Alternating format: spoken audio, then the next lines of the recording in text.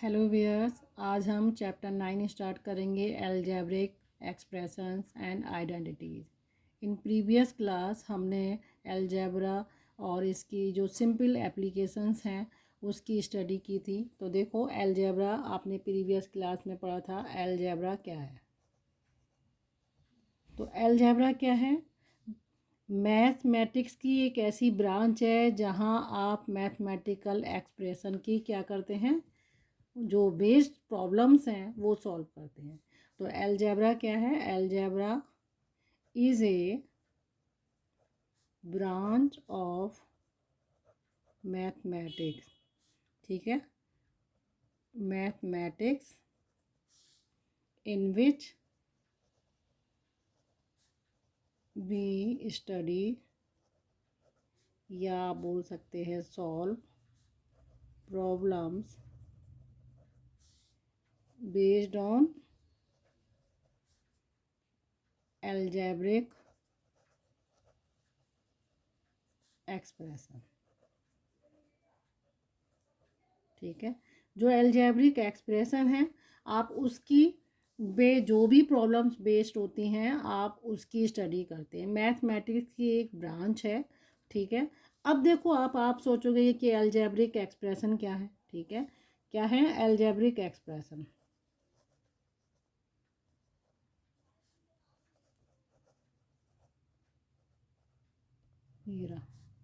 Algebraic expression. तो सबसे पहली चीज़ देखो, आपने अलजेब्रा में दो कॉन्सेप्ट पढ़ी थी। ठीक है, आपने पढ़ा था कांस्टेंट क्या होता है, और दूसरा आपने पढ़ा था वेरिएबल। ठीक है, ये दो आपने कॉन्सेप्ट पढ़े थे। कांस्टेंट क्या है? जिसकी वैल्यू वेरी नहीं करेगी, क्योंकि आप अलजेब्रा में वही स्टडी करते हैं, किसके बीच में रिलेशनशिप निकालते हैं।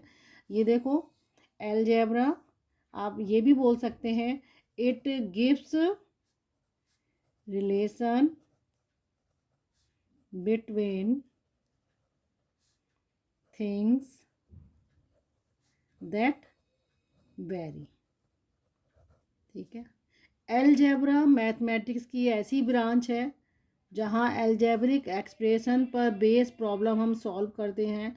और अलजेब्रा क्या करती है? हमें रिलेशनशिप फाइंड करती है किसके बीच में? ऐसी थिंग्स जो वेरी करती हैं।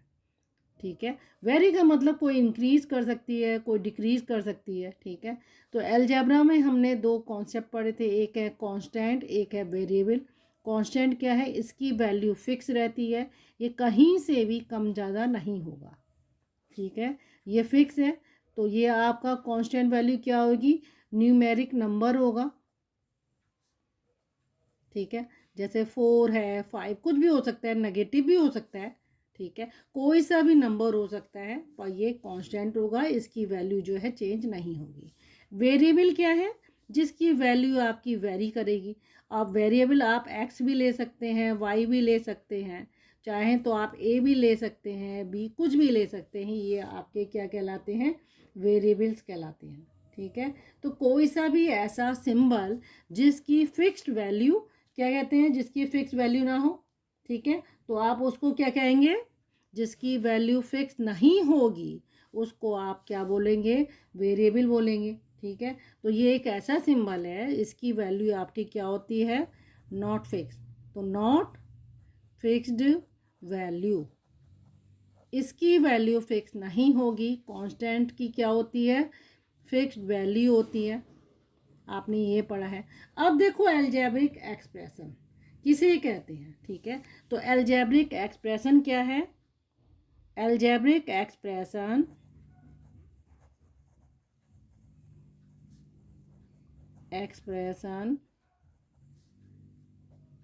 इज अ एक्सप्रेशन,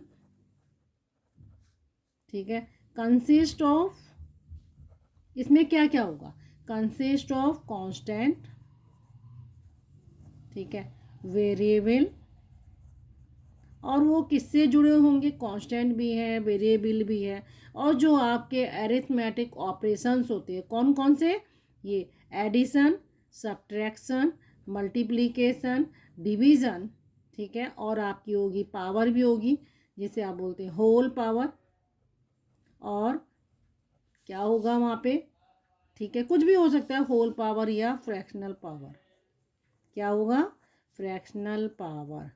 उसे आप क्या कहते हैं, अलजेब्रिक एक्सप्रेशन। जैसे मैंने बोला 2x + 5, ठीक है, ये आपका अलजेब्रिक एक्सप्रेशन है। ठीक है, तो आप देखो यहाँ पे 2 क्या है, आपका कांस्टेंट है। कोई भी न्यूमेरिक वैल्यू जो होती है वो आपकी कांस्टेंट होती है।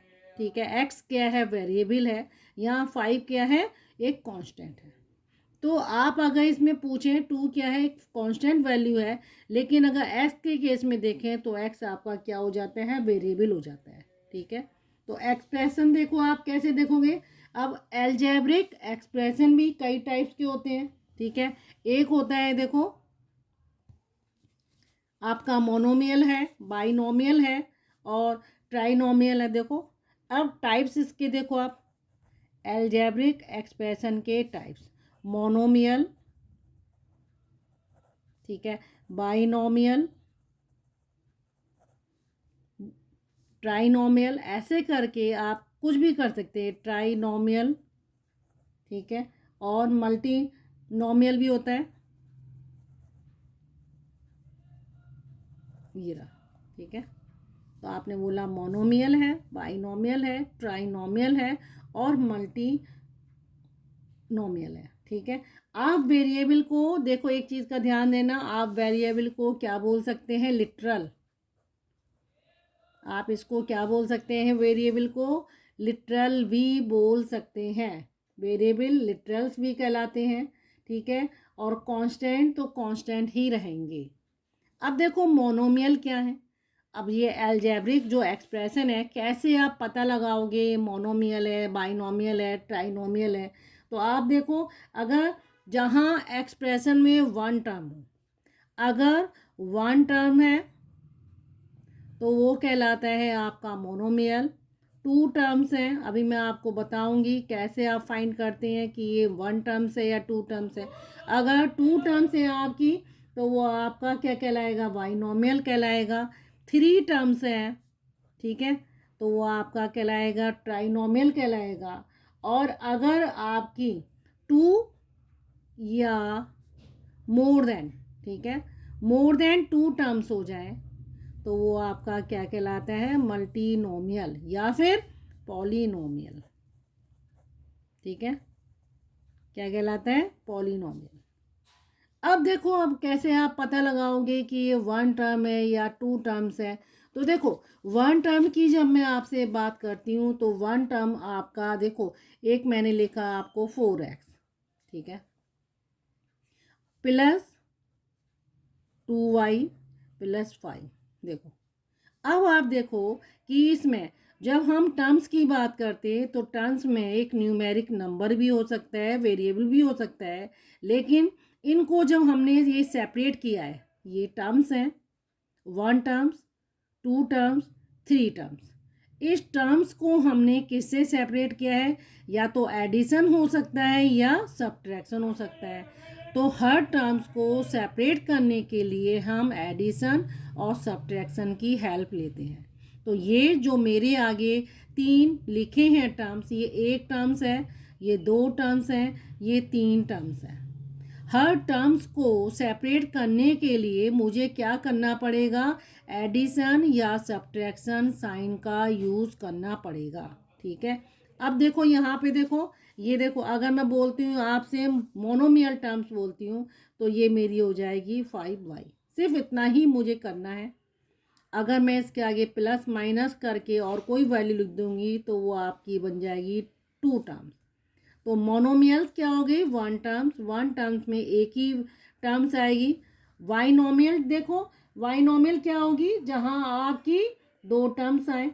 ठीक है, जहाँ आपकी क्या आ जाए, 2 टर्म्स आ जाए। जैसे मैंने लिखा 2x² - xy, ये तो यहाँ देखो, एक टर्म ये रही, एक दूसरी टर्म्स ये रही, दोनों को मैंने किससे सेपरेट किया हुआ है, नेगेटिव से।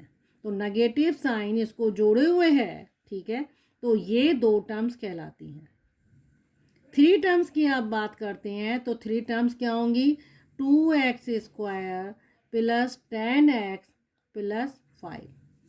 तो देखो ये तो वेरिएबल है x मेरा।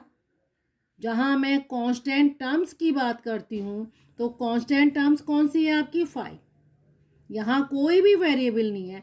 लेकिन जब मैं टर्म्स की बात करती हूँ तो टर्म्स कांस्टेंट भी हो सकती हैं, वेरिएबल टर्म्स भी हो सकती हैं। तो ये यहाँ पे मेरा क्या आएगा, ये देखो 1 2 और एक 3। तो 3 टर्म्स हैं। इस 3 टर्म्स वाले एक्सप्रेशन को बोलते हैं ट्राइनोमियल।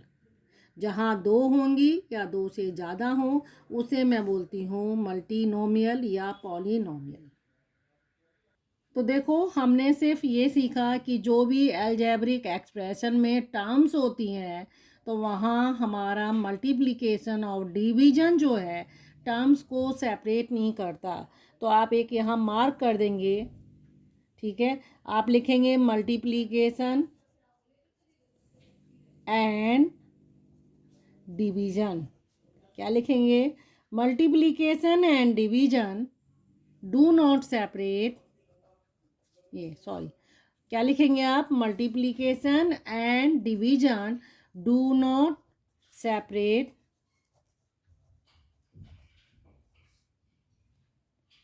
द टर्म्स ऑफ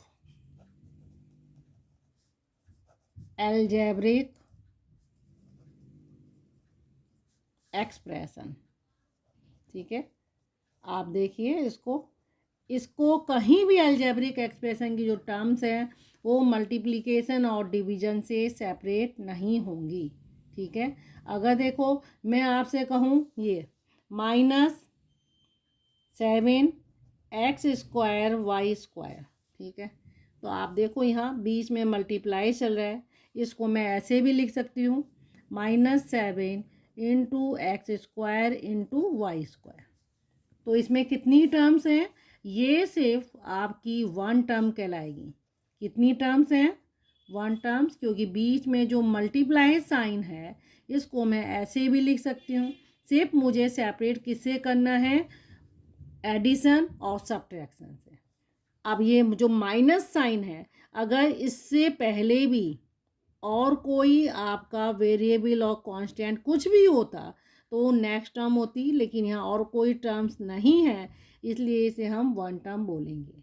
ठीक है, अगला देखो, अगर ऐसे करके कोई आ जाता है नंबर +3x। अब देखो आप, एक टर्म ये रही, दूसरी टर्म ये है। हम मल्टीप्लाई और डिवीजन साइन को कंसीडर नहीं करते हैं टर्म्स को सेपरेट करने के लिए। तो 1 टर्म 2 टर्म, आपने इसको बोल दिया, इसमें कितनी टर्म्स हो गई, 2 टर्म्स हो गई। ठीक है, अब देखो, अब आप देखो एक होती है कांस्टेंट टर्म, ये नहीं।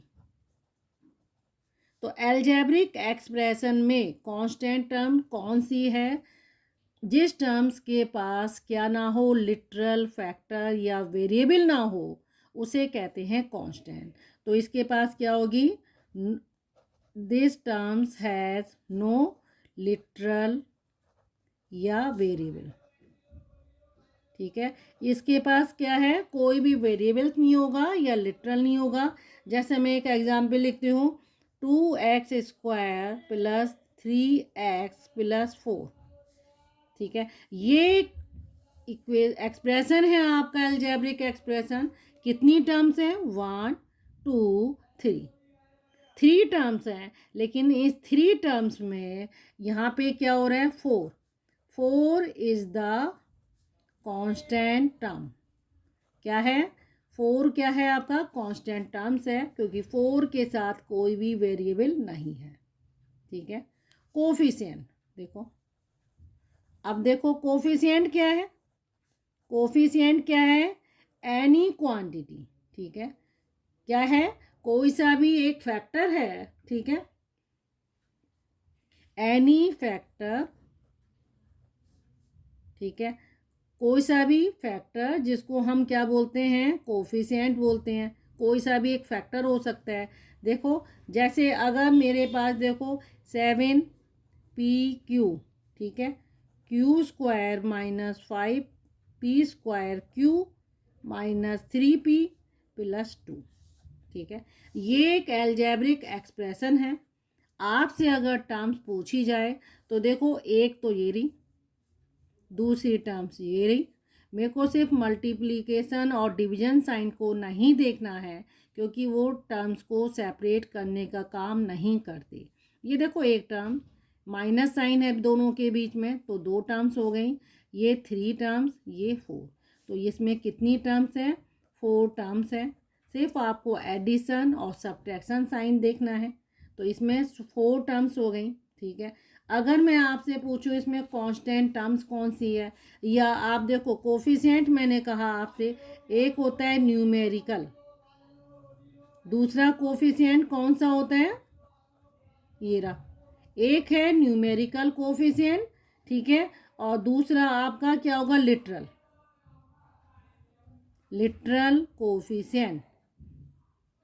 तो जब आप न्यूमेरिक नंबर लिखेंगे तो न्यूमेरिकल कोफिशिएंट होगा, लिटरल कोफिशिएंट जहां आपका वेरिएबल आएगा। ठीक है, तो देखो ये मेरे पास एक टर्म्स है 7 5 क्यू अगर इस टर्म्स में मैं आपसे पूछूं न्यूमेरिकल कोफिशिएंट क्या है? ठीक है, न्यूमेरिकल कोफिशिएंट अगर आपसे पूछा जाए न्यूमेरिकल कोफिशिएंट क्या है, तो 7 है, +7 है, साइन के साथ मैं लूँगी, यहाँ +7 है। +7 आप लिखो या ना लिखो, बात वही है। ठीक है, तो ये 7 हो जाएगा। अब आपसे अगर मैं पूछूं इसका लिटरल कोफिशिएंट क्या है, ठीक है, तो लिटरल कोफिशिएंट आपका क्या हो जाएगा? आप इस न्यूमेरिक नंबर को छोड़ दो, ठीक है, और बाकी आप इसको एज सच लिख दो ये, और लिटरल कोफिशिएंट में साइन छोड़ देना। ठीक है, तो देखो आप इसका क्या हो गया? PQ और Q², ये इसका लिटरल कोफिशिएंट हो गया। अगर मैं आपसे कहूँ कोफिशिएंट ऑफ PQ, ठीक है, अब मैंने आपसे क्या पूछा, इसमें PQ का कोफिशिएंट क्या होगा, तो आप क्या करेंगे? सिर्फ PQ को छोड़ के बाकी नंबर एज सच लिख दीजिए। ये रहा 7Q²। ठीक है, अगर मैं आपसे कहूँ कोफिशिएंट ऑफ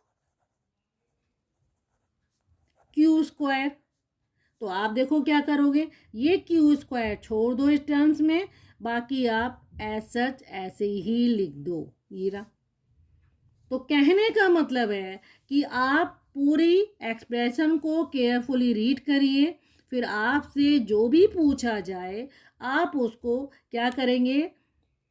उसको छोड़, जैसे न्यूमेरिक कोफिशिएंट पूछ रहे हैं आपसे, इस टर्म्स में देखो न्यूमेरिक कोफिशिएंट क्या होगा? -5। लिटरल कोफिशिएंट क्या होगा आपका? P² होगा। ठीक है, लिटरल कोफिशिएंट में आप साइन नहीं लिखेंगे। बाकी देखो, अगर मैं आपसे पूछूं यहाँ पे इस टर्म्स में, देखो यहाँ इसको मैं लिख देती हूँ कि आपको -5P²Q एक टर्म्स है, इस टर्म्स में आपको बताना है न्यूमेरिकल कोफिशिएंट। ठीक है, और आपको बताना है लिटरल कोफिशिएंट, दूसरा बताना है आपको कोफिशिएंट ऑफ P², नेक्स्ट है कोफिशिएंट ऑफ Q।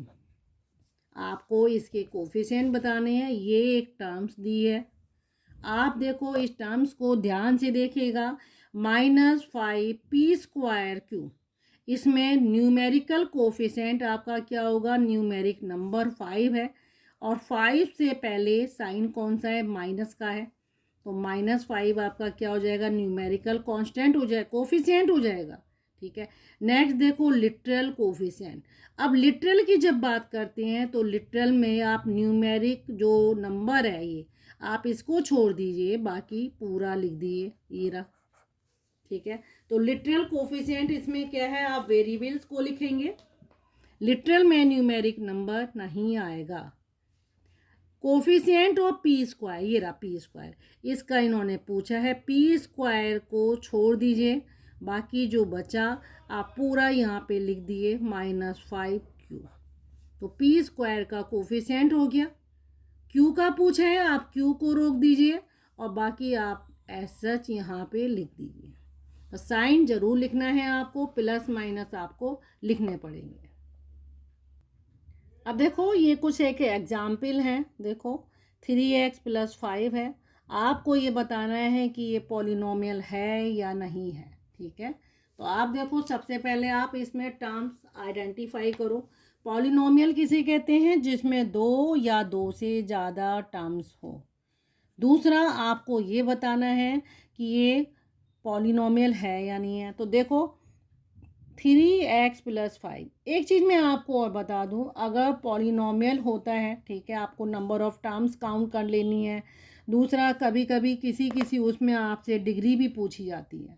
ठीक है, डिग्री, इस चीज़ को देखो थोड़ा सा पहले हम देख लेते हैं डिग्री क्या है।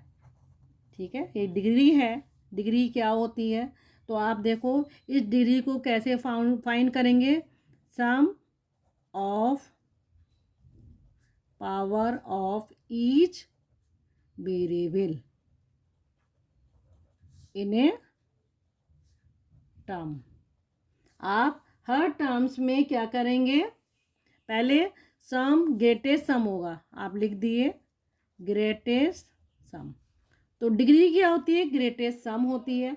ठीक है, आपके पास जो भी वेरिएबल्स हैं आप उनकी पावर को देखिए, पावर को ऐड करिए और जिस ऐड करने के बाद जिसका सम ज़्यादा आएगा वही आपकी डिग्री कहलाएगी। तो डिग्री क्या होती है? ग्रेटेस्ट सम होती है।